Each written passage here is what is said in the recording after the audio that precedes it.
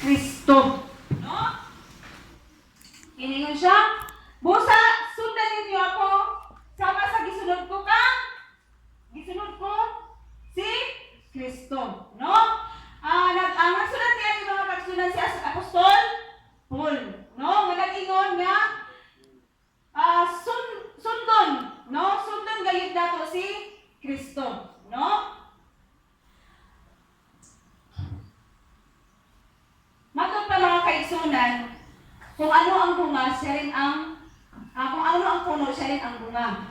No? Kung unsa ang imong gihimo, isip ka nga ginikanan, mauman sa ang resulta sa imong anak. Amen?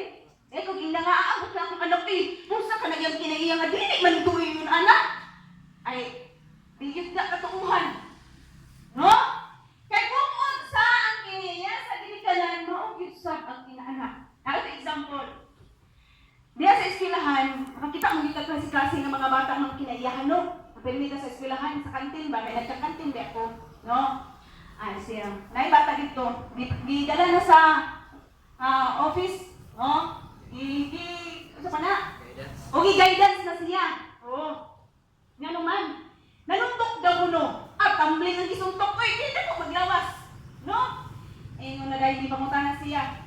Manong nanuntok man ka? Ganyan siya na. Ay, di-guidance siya tungkol kay namalikas na siya. Kuha na ba ito? Di ka na ba? Anak niyang bata ba? So, di na ba yan ako yung yun na mag-inanak ka? No, so, di-guidance siya. So, ikaw na siya. Manong nag-istorya man ka anak dong? Ganyan po dahil siya. Kuan man good? Iya man po, giulit-ulit. Yang ababoy na ko.